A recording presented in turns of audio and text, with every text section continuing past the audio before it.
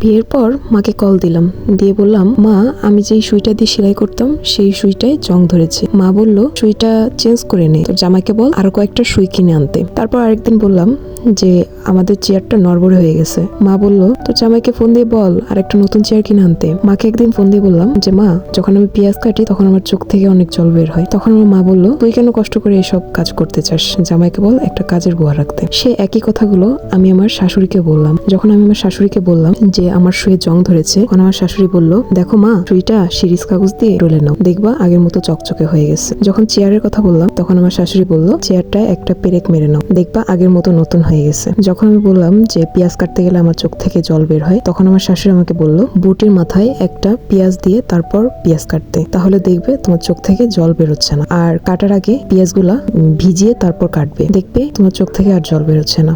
তো আমি এই কথাগুলোর মাধ্যমে এটাই বুঝাইতে চাচ্ছি, সবসময় মেয়ের মা মেয়ের সংসারে ভালো চায়, বিষয়টা কিন্তু এরকম না।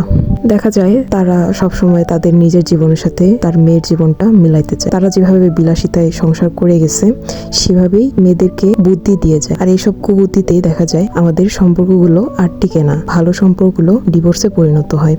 শাশুড়ির কথা মাঝে মধ্যে শুনি, তাহলে দেখা যায় তাদের বুদ্ধিগুলো যে সবসময় খারাপ হয় বিষয়টা এরকমও না। দেখা যায় যে তারা একটা বউকে সাংসারিক হতেও সাহায্য করে। আমার কথাগুলোর অর্থ এটাই যে কিছু কিছু মার কারণেও মেয়ের সংসার ভাঙে। আপনার দুইটা স্যাক্রিফাইসে যদি একটা সম্পর্ক বেঁচে যায় বা একটা সম্পর্ক পূর্ণতা পায়, তাহলে আপনারই লাভ। আমি এই গল্পটা পুরোটাই নিজে নিজে বানিয়েছি। এই গল্পটার সাথে আমার জীবনের বা অন্য কারো জীবনের কোনো মিল নাই, কিন্তু আমি এই গল্পটা দ্বারা এটাই বুঝাইতে চাইছি যে সবসময় মেয়ের মারাই যে ভালো বুদ্ধি দেয়, বিষয়টা এরকম না। মাঝে মাঝে ছেলের মারাও ভালো বুদ্ধি দেয়। আজকের জন্য আল্লাহ হাফেজ।